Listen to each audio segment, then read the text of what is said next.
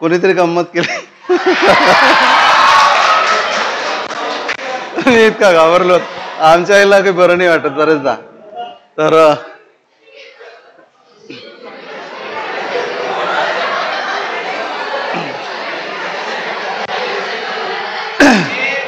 Okay, पहा लक्ष द्या.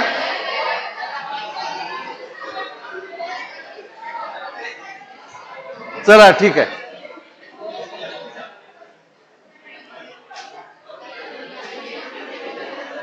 तर इट्स ओके. स्टीफन्स लॉ काय असतो?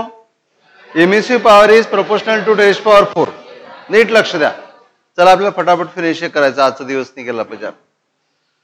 नंतर जर ऑर्डिनरी बॉडीसाठी त्याला मॉडिफाय करायचं असेल तर इमिसिव्हिटीनी किंवा कोएफिशियंट ऑफ इमिशननी मल्टिप्लाय करायचं. आणि इमिसिव्ह पॉवर बेसिकली काय लिहिता येतो? dq upon a into dt. पण आपल्याला एक्सप्रेशन कशासाठी पाहिजे होतं?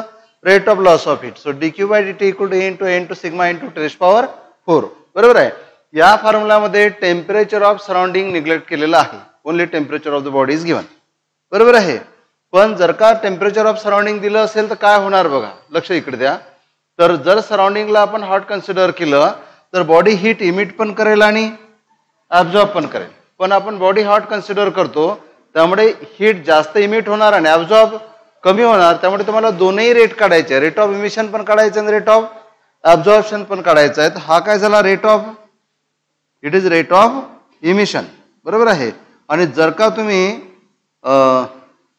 टेम्परेचर ऑफ बॉडीच्या जागी टेम्परेचर ऑफ सराउंडिंग लिहिलं तर तुम्हाला लिहिता येणार dq बाय dt. याला तुम्ही डॅश म्हणू शकता equal to e into a into sigma into T0⁴. What is T0?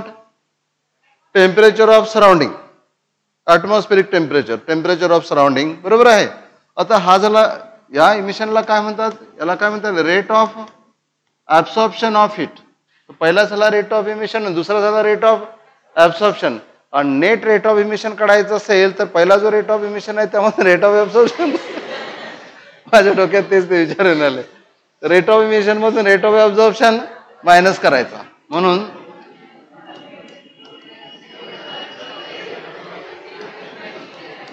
Net dq by dt into a into sigma into T⁴ minus T0⁴. Okay. आता पहा इथे प्रॉब्लेम्स कसे तयार केले असते.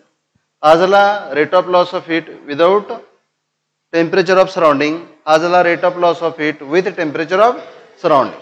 ठीक आहे. आणि प्रॉब्लेम्स पहा कसे असतील, दोन्ही लिहून टाकू इथे आपण. So dq by dt equal to a into sigma into 10⁴.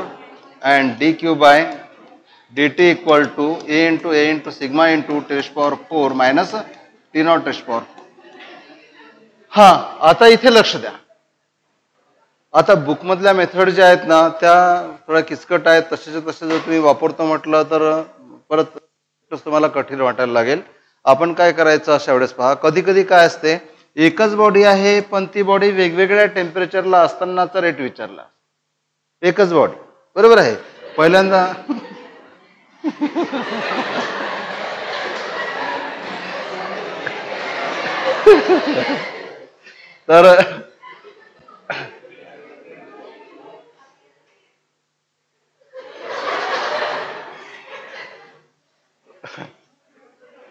तर पहिल्यांदा लक्ष द्या बोर्डवर. चिराग इकडे लक्ष द्या.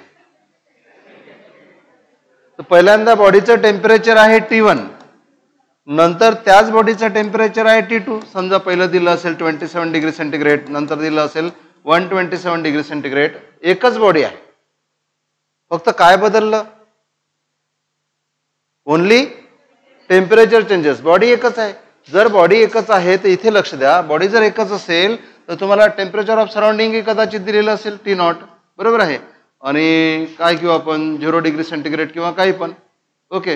हे 127 डिग्री सेंटीग्रेड घेतले, 227 डिग्री सेंटीग्रेड घेतलं आणि हे घेतलं 27 डिग्री सेंटीग्रेड.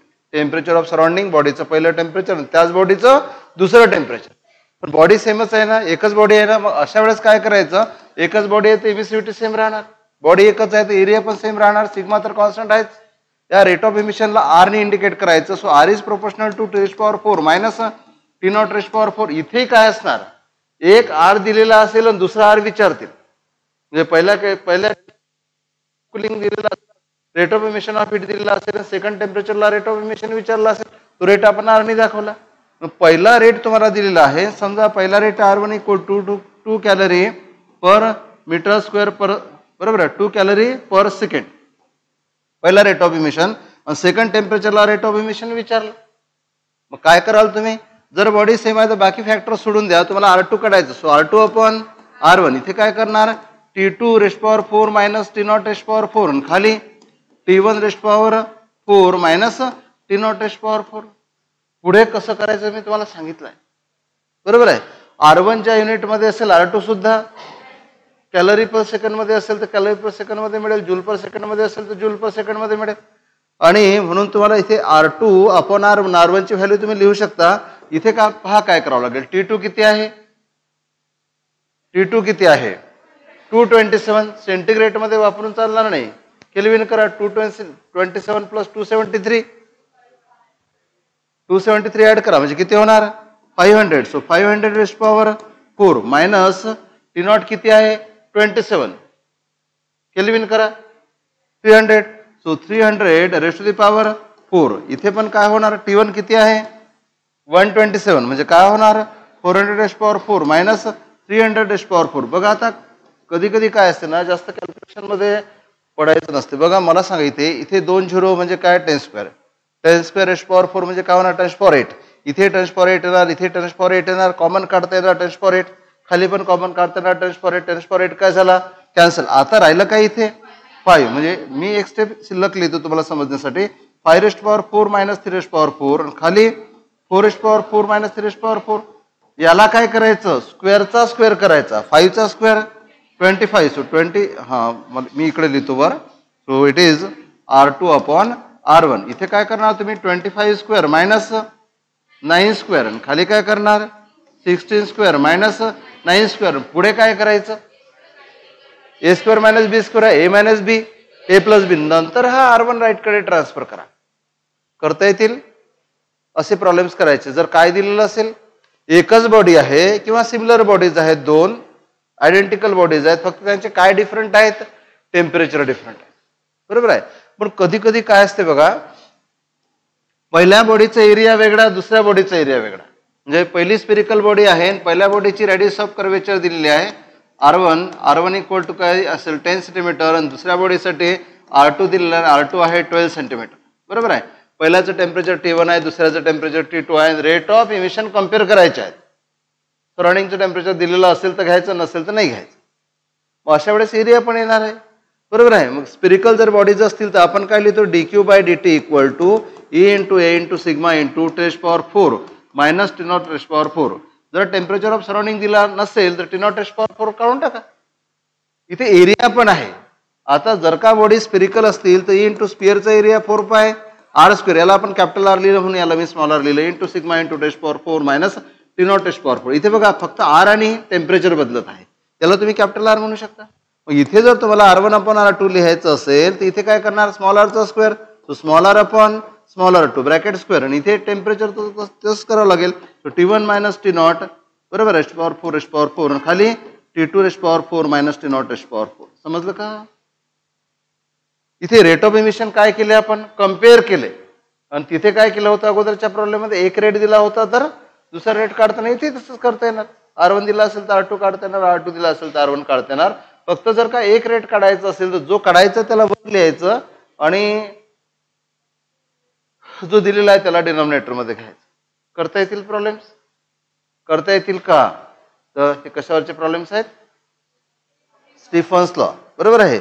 आणि हे जे आहे dq बाय dt यालाच आपण R म्हटलं आहे, rate of loss of heat, ठीक आहे. आणि सरफेस एरिया तुम्हाला वेगवेगळ्या बॉडीसाठी बरोबर तो विचार करून काढता आला पाहिजे, ठीक आहे. ओके, नंतर आपल्याला सुरुवात करायची आता न्यूटन्स लॉ ऑफ कुलिंगला.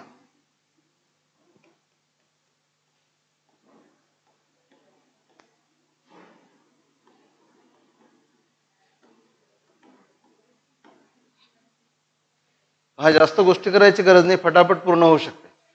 मी असं पाहिलं आहे की ते ऑनलाईन क्लासेसमध्ये एक एक पिरियड एवढा लांबवलेला असतो, बापरे. म्हणजे मी ते लेन्सेस शिकवलं आणि मिरर आणि लेन्सेसला अर्ध्या तासात फिनिश करता येते, हार्डली 1 तास. आणि काही ॲपवर मिरर आणि लेन्सेसवर 6-7 तासाचे लेक्चर्स आहेत. जर 1 तास बरोबर दिला त्याला तर तुम्हाला प्रॉब्लेम सहित सोडवता येतात. आणि इतका खूप सारा टाइम दिलेला असतो, तर एवढा टाइम द्यायची गरज नाही. तसं इथेही आहे पहा, काय स्टडी करायचं आपल्याला, Newton's law of cooling. Newton's law of cooling मध्ये लक्ष इकडे, स्टीफन्स लॉ मध्ये पण रेट ऑफ रेडिएशनच काढलाय. दोनही अल्टिमेटली आपल्याला काय देतात, बरोबर आहे. पण Newton's law of cooling Stefan's law of radiation हा अनकंडिशनल कधीही वापरता येतो. आणि न्यूटन्स लॉ ऑफ कुलिंग मध्ये थोडा प्रॉब्लेम आहे म्हटल्यापेक्षा इथे काही कंडिशन्स आहेत, इथे काही अप्रॉक्सिमेशन आहेत. जर बॉडीचं टेम्परेचर टी, सराउंडिंगचं टेम्परेचर असेल टी नॉट. लक्ष इकडे, बॉडीचं टेम्परेचर सराउंडिंगच्या टेम्परेचरपेक्षा कितीने जास्त आहे ते excess temperature of the body, T minus T nought. शब्दांकडे लक्ष पाहिजे. टी मायनस टी नॉट काय आहे, एक्सेस टेम्परेचर. कोणाचं, बॉडीचं. कशापेक्षा एक्सेस, सराउंडिंग पेक्षा excess. So excess temperature of the body over that of surrounding, बरोबर आहे. समजा हे टेम्परेचर असेल, काय म्हणू आपण की 50 डिग्री सेंटीग्रेड आणि सराउंडिंगचं टेम्परेचर आहे 27 डिग्री सेंटीग्रेड, तर एक्सेस किती झालं, या बॉडीचं एक्सेस किती आहे, येस 33, किती 23, किती आहे एक्सेस 23. आणि न्यूटन्स लॉ ऑफ कुलिंग मध्ये सही, तुम्ही इकडे लक्ष द्या आणि सही लक्ष द्या, बरोबर. तर न्यूटन्स लॉ ऑफ कुलिंग मध्ये पहा, बॉडीचं टेम्परेचर जे आहे ते दाखवतात थिटानी आणि सराउंडिंगचं टेम्परेचर दाखवतात थिटा नॉटनी. तर theta minus theta naught is excess temperature. फक्त स्टीफन्स लॉ मध्ये टी वापरलेला आहे, न्यूटन्स लॉ ऑफ कुलिंग मध्ये थिटा वापरलेला आहे. तिथेही टी वापरला तरी काही फरक पडत नाही, बरोबर आहे. आणि हे तेव्हाच वापरता येते जेव्हा हा एक्सेस जो आहे लेस दॅन 30 डिग्री असेल. तिथे अशी काही कंडिशन नव्हती. न्यूटन्स लॉ ऑफ कुलिंग काय आहे मी तुम्हाला सांगितलंच नाही अजून. मी तुम्हाला सांगितलं की दोघांचं एम काय आहे, rate of loss of heat काढणे, बरोबर आहे. स्टीफन्स लॉ ऑफ रेडिएशन मध्ये आपण rate of loss of heat काढला. कसा काढला होता, आताच लिहिलं होतं आपण, dq by dt equal to A into sigma into test power 4 minus T naught test power 4. हा कुठला लॉ आहे, स्टीफन्स लॉ नुसार हे एक्सप्रेशन आपल्याला मिळालेलं आहे. आणि आता आपल्याला कोणता लॉ वापरायचा आहे, Newton's law of cooling. Cooling होणे म्हणजे थंड होणे, न्यूटन्स लॉ ऑफ कुलिंग वापरायचा आहे. न्यूटन्स लॉ ऑफ कुलिंग तेव्हाच वापरता येतो जेव्हा बॉडीचं टेम्परेचर एक्सेस टेम्परेचर 30 डिग्री पेक्षा कमी असेल. बॉडीचं जर एक्सेस टेम्परेचर 30 डिग्री पेक्षा जास्त असेल तर न्यूटन्स लॉ ऑफ कुलिंग वापरता येत नाही. आणि हा न्यूटन्स लॉ ऑफ कुलिंग आपल्याला सांगतो की again dq by dt is directly proportional to excess temperature of the body over that of surrounding, provided that this excess is very small. बरोबर आहे, एक्सेस स्मॉल पाहिजे. किती स्मॉल पाहिजे, लेस than 30 degree. 30 degree जास्त झालं, 10 डिग्री 20 डिग्री पर्यंत असेल तर अशा वेळेस तुम्हाला न्यूटन्स लॉ ऑफ कुलिंग काय सांगतो, तोच rate of loss of heat is directly proportional to excess temperature of the body over that of surrounding. हे जे स्टेटमेंट मी तुम्हाला सांगितलं, हे जे लिहिलेलं आहे, this is Newton's law of cooling. मग लेफ्ट हँड साइडला कसं वाचाल, rate of loss of heat is directly proportional to theta minus theta नॉटला काय म्हणाल, एक्सेस टेम्परेचर कोणाचं, बॉडीचं. कोणापेक्षा एक्सेस, सराउंडिंग पेक्षा. So theta minus theta naught काय आहे, excess temperature of the body over that of surrounding. Sentence पाठ करायची गरज नाही, मॅथमॅटिकल इक्वेशन्स जर लक्षात आले, कळलं का. आता जर का लक्ष द्या, इथे समजा तुम्ही याला असं लिहिलं dq by dt equal to k into a. हे एरियावर डिपेंड असते. जेवढा एरिया जास्त तेवढं कुलिंग फास्ट होणार, तेवढी हीट जास्त इमिट होणार ना. तर एरिया कमी असेल, बरोबर आहे, तर त्याला हीटला बाहेर पडायला स्पेस कमी मिळून राहिली. बॉडीचा एरिया जास्त असेल तर हीटला बाहेर पडायला स्पेस जास्त मिळून राहिली. सो रेट ऑफ कुलिंग कशावर डिपेंड असेल, एरियावर. याला रेट ऑफ लॉस ऑफ हीटच म्हणू आपण. So k into A into theta minus theta not. हा जो के आहे याला कुलिंग कॉन्स्टंट सुद्धा म्हणतात. कुठला कॉन्स्टंट, कुलिंग कॉन्स्टंट, बरोबर आहे. इथपर्यंत समजलं का. हा पहिला काय झाला, high rate of loss of heat and high rate of loss of heat आहे. It is according to Stefan's law, it is according to Newton's law. बरोबर आहे. न्यूटन्स लॉ वापरण्यामध्ये लिमिटेशन्स आहेत. जर एक्सेस टेम्परेचर स्मॉल असेल तरच तुम्हाला Newton's law वापरता येतो. दोन्ही लॉवरून आपण काय काढले? रेट ऑफ लॉस ऑफ हीटच काढले. इथे rate of loss of heat काढला, इथे काढला. बरोबर आहे. पण हे कॅल्क्युलेशन्स भारी जातात करायला, कारण की ते टेम्परेचर डिफरन्स खूप जास्त असला तर हे वापरतात. टेम्परेचर डिफरन्स जर व्हेरी स्मॉल असेल तर असं वापरायचं. कळलं का? काय झाला हा? Newton's law of cooling. आता याचे वेगवेगळे फॉर्म आपल्याला पाहता येतील. तुम्ही याला शॉर्ट मध्ये लिहितो, Newton's law of cooling. Newton's law of cooling नुसार आपण काय काढलं? Rate of loss of heat dq by dt proportional to s theta minus theta naught. So it can be written as dq by dt equal to some constant k into a into theta minus theta naught. Okay. किंवा कधी कधी k आणि a मिळून आणखी एक constant बनवता येतो. Okay. आता पहा, आपण वापरू स्पेसिफिक हीटचा फॉर्म्युला. स्पेसिफिक हीट काय असते? s equal to dq upon m into s into D theta. D theta म्हणा किंवा dt म्हणू शकता तुम्ही. बरोबर आहे. D theta engine temperature. यावरून जर तुम्ही एम इंटू एस कशाला लिहायचा? M into D theta. Okay. त्यामुळे डी क्यू बरोबर काय लिहिता येणार तुम्हाला? M into S into D theta. Okay. पण आपल्याला काय पाहिजे? D Q by D T. लक्ष द्या इथे, D Q by D T can be written as M into S into D theta by D T. इथे दोन टर्म बरोबर समजून घ्या. डी क्यू काय आहे? Heat evolved upon time. Heat evolved upon time, rate of emission, rate of loss of heat. आणि D theta काय आहे? बॉडीचं टेम्परेचर कमी होत आहे. सो डी थिटा काय आहे? कमी झालेलं टेम्परेचर. हीट दिली तर टेम्परेचर वाढेल आणि कूल होणाऱ्या बॉडीचं टेम्परेचर कमी होईल. So D theta is fall in temperature. बरोबर आहे. म्हणून हे झालं फॉल इन टेम्परेचर आणि किती वेळात किती फॉल होते ते काढायचं आहे. बरोबर आहे. म्हणून D theta by D T काय झालं? रेट कमी होणार. That is d theta by dt. d theta by dt is rate of fall of temperature. So dq by dt is rate of loss of heat and d theta by dt is rate of fall of temperature. कळलं का?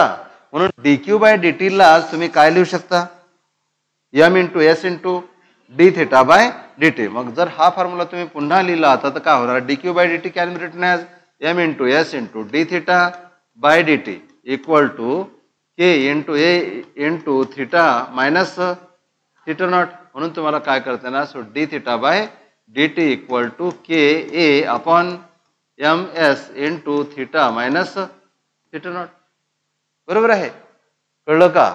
याच्यामध्ये मासचा पण role आहे आणि एरियाचा पण role आहे. जो D Q by D T होता त्यामध्ये फक्त एरिया होता, पण याच्यामध्ये एरियाही आहे मासही आहे. समजलं का? हा काय झाला? Rate of fall of temperature. पहिला काय होता? Rate of loss of heat. पण हा झाला rate of fall of temperature. समजलं का? Rate of loss of heat मध्ये फक्त एरिया आहे. So rate of loss of heat is directly proportional to area. Rate of fall of temperature is directly proportional to area आणि inversely proportional to mass. कळलं का? याच्यामध्ये मासही येणार, area पण येणार. समजत आहे तुम्हाला? ओके. आता पहा काय होणार. लक्ष द्या किती मोठा फरक आहे. की समजा तुमच्याकडे ना दोन स्पियर आहेत. पहिल्या स्पियरची रेडियस आहे R1, दुसऱ्या स्पियरची रेडियस आहे R2. बरोबर आहे.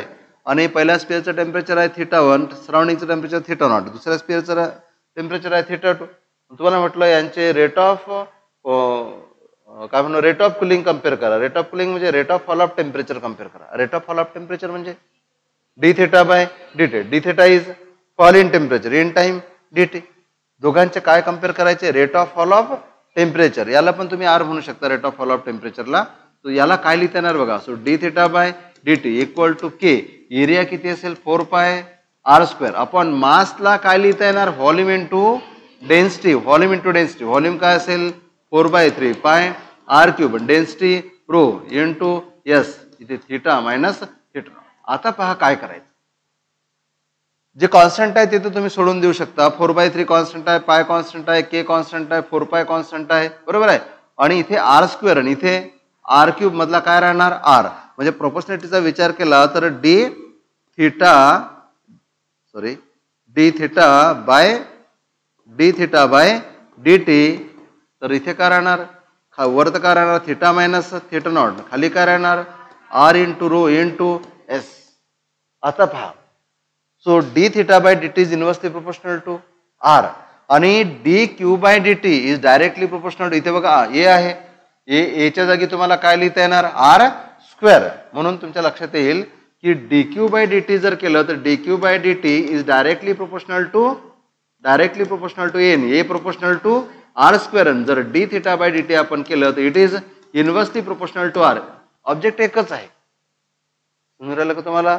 स्पिअरच आहेत दोन, पण त्या दोन स्पिअरसाठी जर तुम्ही D Q by D T लिहिलं तर प्रोपोर्शनल टू आर स्क्वेअर आणि D theta by D T लिहिलं तर इनव्हर्सली प्रोपोर्शनल टू आर. किती मोठा फरक आहे, समजलं का? न्यूटन्स लॉ ऑफ कुलिंगच आहे, पण d Q by D T is proportional to R square आणि D theta by D T is inversely proportional to r. Point clear झाला का?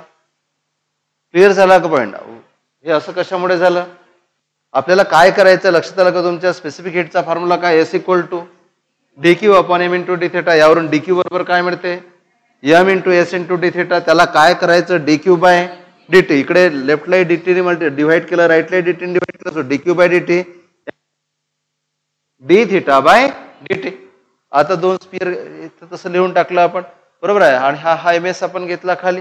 So D Q by D T is directly proportional to N, inversely proportional to M. म्हणजे इथे आपल्याला असं पण लिहिता येणार, एरियाला डायरेक्टली प्रोपोर्शनल आहे आणि मासला इनव्हर्सली प्रोपोर्शनल आहे, त्यामुळे D theta by D t जर आपण स्पिअरच्या बाबतीत विचार केला तर इनव्हर्सली प्रोपोर्शनल टू आर मिळेल. कधी कधी काय होते, दोन स्पिअरच्या रेडियस दिलेल्या असतात, बरोबर आहे. असं म्हटलं जाणार की दोन्ही स्पिअरचं एक्सेस टेम्परेचर सेम आहे. एक्सेस टेम्परेचर सेम आहे म्हणजे theta minus theta not same आहे.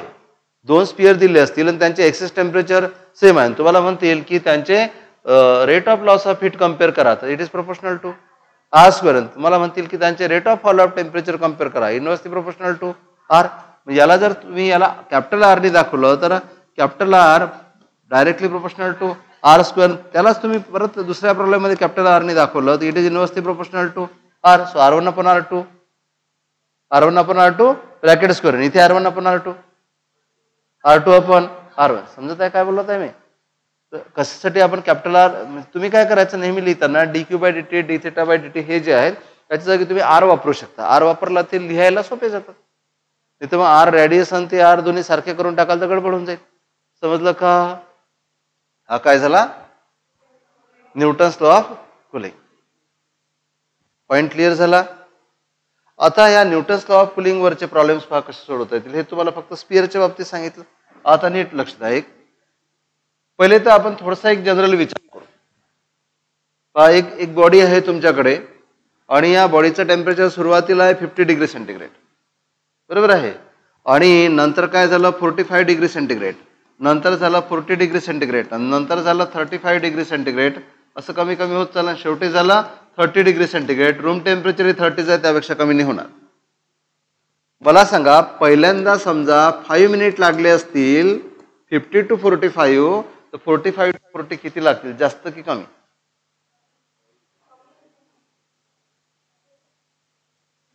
कमी लागतील. D theta by D T is directly proportional to theta minus theta naught. Theta minus theta naught म्हणजे थिटा बाय डी टी म्हणजे fall in. यावर body तशी जोपर्यंत बॉडी हॉट असते ना तोपर्यंत फास्ट कूल होते. कूल फास्ट होते म्हणजे कमी टाइम मध्ये जास्त टेम्परेचर बदलते. नंतर जशी बॉडी कूल होत राहते कमी टेम्परेचर बदलायला खूप वेळ लागते. नंतर तर बदलतच नाही ना. हे 30 आहे, सराउंडिंगचं टेम्परेचर 30 आहे, कमी होणार का? पहिले ज्यावेळेस बॉडीचं टेम्परेचर जास्त असते सेम अमाऊंटने टेम्परेचर कमी व्हायला कमी टाइम लागते. बॉडीचं टेम्परेचर जसं कमी होत राहते तसा टाइम जास्त जास्त लागते. मग इथे जर 5 मिनिट लागले असतील तिथे 5 पेक्षा जास्त, 6 मिनिट फॉर एक्झाम्पल, इथे 6 लागले असतील तिथे 7-8 लागतील, ते 7-8 लागले असतील तिथे 9-10 मिनिट लागतील. समजलं का? सारख्या वेळात सारखं टेम्परेचर कमी होणार नाही. यावरही क्वेश्चन विचारलेले आहेत की पहिल्यांदा इतका वेळ लागला तर नंतर किती वेळ लागणार, अर्थात पहिल्यापेक्षा जास्त. आणि जास्त जे ऑप्शन मध्ये असेल ते करेक्ट ऑप्शन. कॅल्क्युलेशन करायची गरज नाही. समजलं का? जेवढे बॉडीचं टेम्परेचर एक्सेस टेम्परेचर जास्त असेल तेवढी ती बॉडी जास्त फास्ट कूल होणार. समजत आहे? रेट ऑफ कुलिंग तोच आहे ना. Rate of loss of heat म्हणा की रेट ऑफ कुलिंग म्हणा, it is proportional to excess temperature. Excess temperature जास्त तर कुलिंग फास्ट. कूलिंग फास्ट म्हणजे फास्ट कूल होत आहे. फास्ट कूल होत आहे म्हणजे कमी टाइम मध्ये की जास्त टाइम मध्ये? कमी टाइम मध्ये फास्ट कूल होत आहे ना, म्हणजे कमी टाइम मध्ये कूलिंग होत आहे. समजलं का? कळलं तुम्हाला? आता तुम्हाला मी एक प्रॉब्लेम सांगतो, पहा ती मेथड तुम्ही लक्षात घ्या. बुकमध्ये जी मेथड आहे तुम्ही तसं कराल तर मला वाटतं खूप तुम्हाला कठीण जातील हे प्रॉब्लेम्स. क्वेश्चन मी थोडक्यात असा लिहितो बोर्डवर, पहा लक्ष द्या. तर सराउंडिंग जे आहे, सराउंडिंगचं टेम्परेचर आहे थीटा नॉट, काहीतरी दिलं असेल 27 डिग्री सेंटीग्रेड. ओके, किंवा नसेल कदाचित एखाद्या वेळेस. पहा लक्ष द्या. आता हे एक जे बॉडी आहे ती कूल होत आहे, बॉडीचं कुलिंग होत आहे. आणि या बॉडीचं कुलिंग पहा कसं झालेलं आहे, लक्ष द्या. तर पहिलं कुलिंग झालेलं आहे काय म्हणू आपण की 60 डिग्री सेंटीग्रेड पासून तर से 50 डिग्री सेंटीग्रेड पर्यंत, नंतर झालं 50 पासून तर से 40 पर्यंत. ओके, आणि पहिला जो टाइम लागला तो लागला असेल DT1, दुसरा जो टाइम लागला असेल किंवा जो काही टाइम लागला असेल तो दिला असेल. इथे लागले 5 मिनिट, बरोबर आहे. इथे लागले असतील 6 मिनिट. आणि तुम्हाला म्हणतील टेम्परेचर ऑफ सराउंडिंग काढा जर दिलेलं नसेल तर. पहा काय करायचं. मग नंतर आपण प्रत्यक्ष एखादा प्रॉब्लेमच घेऊ. मला सांगा, पहिला स्लॉट घेऊ. पहिला स्लॉट कोणता आहे? 60 डिग्री पासून तर 50 डिग्री पर्यंत. मला सांगा D theta, change in temperature किती? त्याला म्हणू आपण D1 किती आहे? 10 डिग्री सेंटीग्रेड. इथं जो टाइम लागला तो DT1 किती लागला टाइम? 5 मिनिट. ओके, आणि आता आपण काय लिहित असतो? D theta by DT is proportional to theta minus theta naught. आता थिटा नॉट तर काहीतरी आहे, पण आता थिटा म्हणजे काय? बॉडीचं टेम्परेचर. आता पहिलं टेम्परेचर होतं 60, नंतर झालं 50, तर बॉडीचं टेम्परेचर किती घ्यायचं? ना आता 60 राहिलं ना 50 राहिलं, या दोन टेम्परेचरचा घ्यायचा ॲव्हरेज. मला काय म्हणायचं बरोबर समजून घेण्याचा प्रयत्न करा. पहिलं टेम्परेचर 60 आहे, नंतर 50 झालं. चेंज इन टेम्परेचर D1 तुम्हाला काढता आला 10, लागलेला टाइम DT1 तुम्हाला काढता आला 5 मिनिट. त्याला चेंज व्हायला टाइमच 5 मिनिट लागला ना. तर DT चेंज इन टाइम काय झाला? 5 मिनिट. DT1 त्याला लिहिलं पहिल्या केसमध्ये जो लागला. पण इथे आपल्याला लॉ वापरताना D theta by DT equal to theta minus theta naught. समजा थिटा नॉट माहित आहे किंवा काढता येणार, बरोबर आहे. डी थिटा तुम्हाला माहिती आहे, DT तुम्हाला माहिती आहे, थिटा कसा काढा?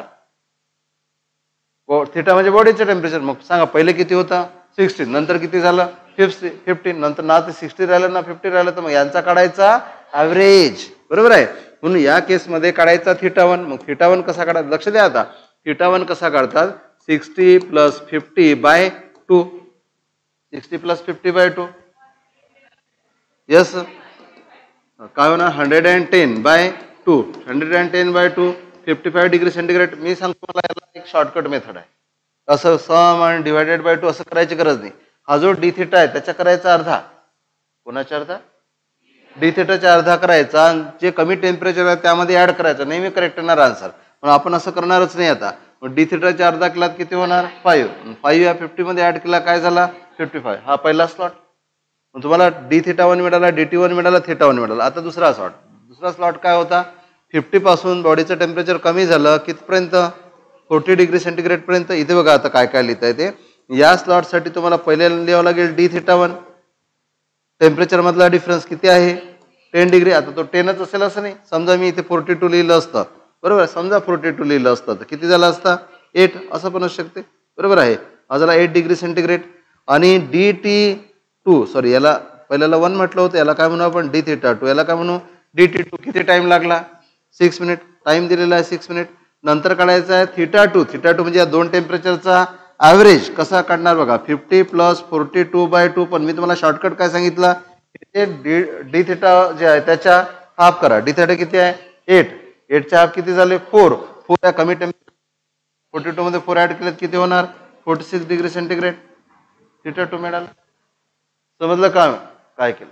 आणि समजा टेम्परेचर ऑफ सराउंडिंग तुम्हाला दिलं नसतं तर एवढ्या कंडिशनवरून टेम्परेचर ऑफ सराउंडिंग काढता येते. कसं बघा? आपण काय लिहितो? dθ/dt equal to K × theta minus theta naught. तर पहिल्यासाठी 1 करा आणि इथे θ1 करा. दुसरं इक्वेशन लिहिलं dθ/dt equal to K × θ2 minus theta naught. या दोन इक्वेशनचा घ्या रेशो.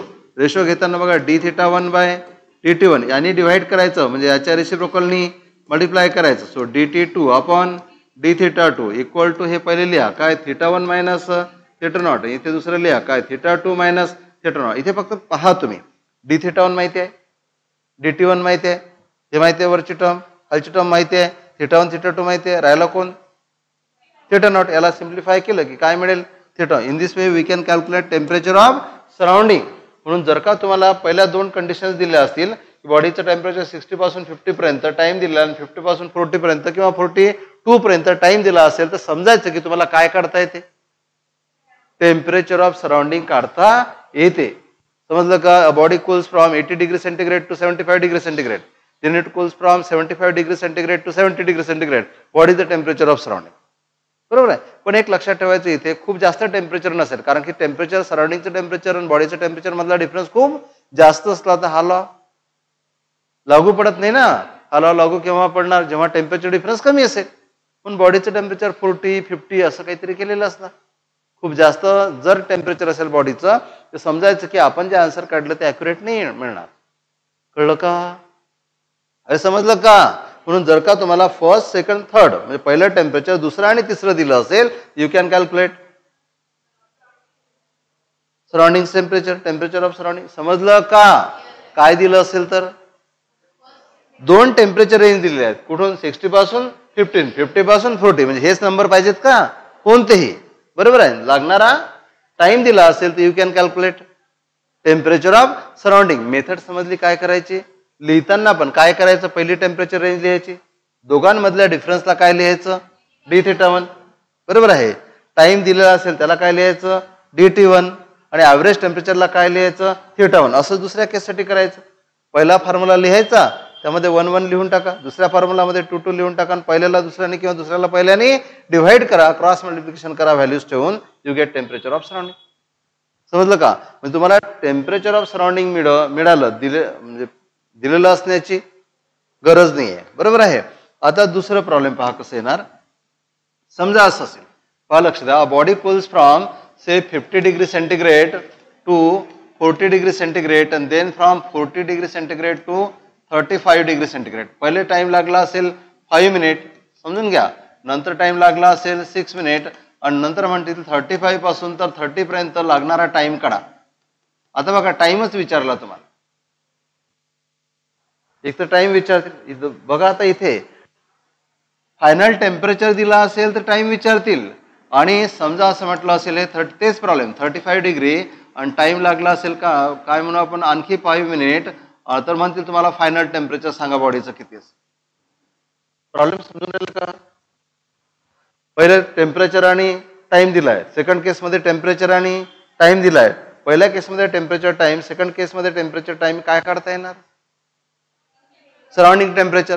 नंतर काय केलं असेल दोन गोष्टी आहेत. नंतर काय केलं असेल टाइम दिला, टेम्परेचर दिलं असेल तर टाइम विचारतील आणि टाइम दिला असेल तर टेम्परेचर विचारतील. समजलं का काय करायचं. टाइम दिला असेल तर टेम्परेचर विचारतील, टेम्परेचर दिलं असेल तर टाइम विचारतील. करता येईल. मी आता फटाफट पहिल्या दोन साठी डेटा लिहून टाकतो. मला तर वाटतं तो आता लिहायची गरज नाही पण तुम्हाला समजण्यासाठी. तर समजा आपल्याला काय म्हणू टाइम विचारला. आता बघा लिहिताना सोल्युशन मध्ये कसं करायचं. लिहिताना काय करायचं पहिले हा स्लॉट लिहायचा 50 to 40. इथे लिहायचं डी थिटा वन किती आहे 10. फटाफट लिहायचं डी टी वन किती आहे 5 मिनिटमध्ये असेल डिग्री सेंटीग्रेड मध्ये. नंतर लिहायचं थिटा वन या दोघांचा ॲव्हरेज काढतात कसा. जो डिफरन्स आहे त्याला लास्ट टेम्परेचर डिफरन्सच्या हाफला लास्ट टेम्परेचर मध्ये ऍड करायचं. डिफरन्सचा हाफ किती 5 आणि याच्यामध्ये ऍड करा किती 45. समजलं का. तर समजलं फटाफट होते. असंच दुसऱ्या रेंजसाठी दुसरी रेंज किती आहे 40 पासून तर 35 डिग्री सेंटीग्रेड पर्यंत सांगा. डी थिटा टू किती तर किती 5 डिग्री सेंटीग्रेड. बरोबर आहे. डी टी टू किती 6 मिनिट. जेवढं असेल तेवढं मिनिट असेल, सेकंद असेल मिनिट असतं जनरली. आणि नंतर काय काढायचं थिटा टू ॲव्हरेज. याच्या अर्धी किती होतील. इथे मला वाटतं चुकीचं लिहिलं का मी. ओके असू द्या.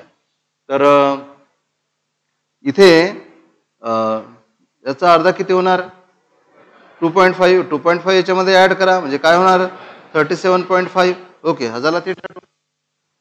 इक्वेशन्स लिहिले होते ते इक्वेशन्स लिहिता येतील. कसे इक्वेशन्स लिहिता येतील d theta one by dt1 equal to k into θ1 minus θ0 equation 1. So dθ2 by dt2 equal to k into θ2 minus θ0.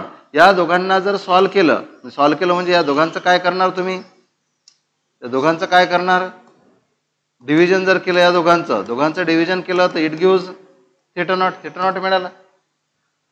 आता लक्ष द्या, दोघांपासून काय मिळालं, तिसरी रेंज तुम्हाला इथे लिहिता आली. तिसरी रेंज किती आहे, 35 डिग्री सेंटीग्रेड पासून तर 30 डिग्री सेंटीग्रेड पर्यंत. काय dt तुम्हाला काढायचं, याला dt3 म्हणता येणार. मग dθ3 किती होणार 5. नंतर dt3 हे तुम्हाला काढायचं आहे, θ3 किती होणार, याच्या अर्ध्याच्या मध्ये ऍड करा म्हणजे दॅट इज 32.5. आणि तिसरं इक्वेशन लिहा. तिसरं इक्वेशन काय मिळेल, dθ3 by dt3 equal to k into θ minus θ3 minus θ0. आता काय कराल, आपलं एम काय आहे, dt3 काढणे. पहिल्या किंवा दुसऱ्या पैकी कुठल्याही एका इक्वेशनला तिसऱ्या इक्वेशननी डिव्हाइड करा. हे थर्ड आहे, कोणते एक पहिल्याला तिसऱ्याने डिवाइड करा. हे पहिलं लिहिलं आपण dθ1 बाय dt1 यानी डिव्हाइड करायचं म्हणजे रेसिप्रोकलनी मल्टिप्लाय करा dt. ओके, इथे काय करता येणार θ1 मायनस θ0, इथे काय करता येणार θ3 मायनस θ0. इथे पाहता तुम्हाला dθ1 माहिती आहे, dt1 माहिती आहे, θ3 माहिती आहे, θ1 माहिती आहे, θ0 तुम्ही काढलेला, θ3 माहिती आहे. काय शिल्लक राहिला, dt3 काढता येईल. समजलं का, अरे समजलं का, म्हणजे फक्त तुम्हाला पहिल्याही कंडिशनसाठी इक्वेशन, दुसऱ्यासाठी इक्वेशन, तिसऱ्यासाठी इक्वेशन लिहायचं. आता फक्त काय करू आपण, ह्याच प्रॉब्लेम मध्ये थोडा चेंज करू. कसा, ते थोडस किचकट आहे, किचकट नाही म्हणतात त्याला. जर तुम्हाला टाइम दिला असेल आणि टेम्परेचर विचारलं असेल तर काय करा, फक्त मी फायनलच कंडिशन बदलवतो. काय दिलं आहे, टाइम आणि टेम्परेचर. पहिलं किती होतं, किती 35 डिग्री सेंटीग्रेड, बरोबर आहे. नंतरचं टेम्परेचर लिहिलं मी x आणि टाइम लागला असेल dt3 आणि हा लागला असेल काहीतरी 7 मिनिट, 7 मिनिट 10 मिनिट काही पण सिंपल नंबर घ्यायचे 10 मिनिट. बघा आता काय करा, थर्ड केस मध्ये मला सांगा dθ3 कसा लिहाल,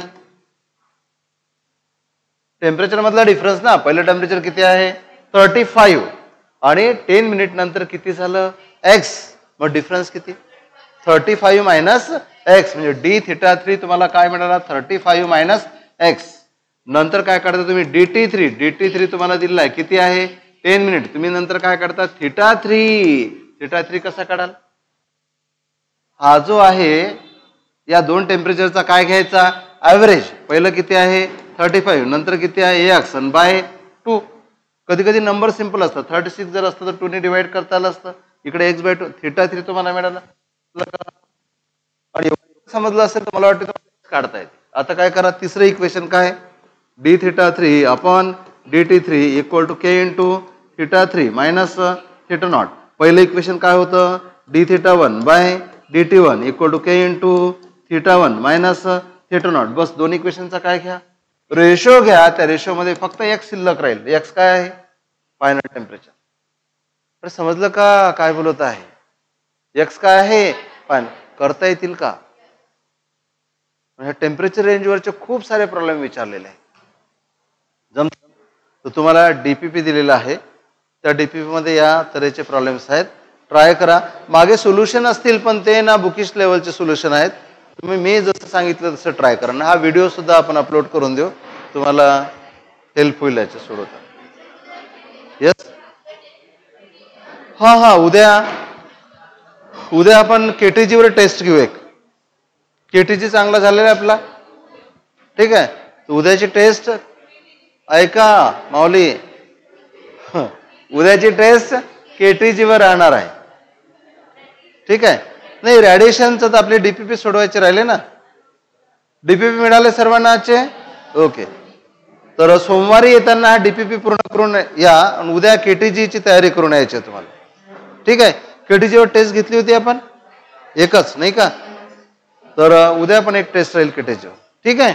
ओके, चला थँक्यू.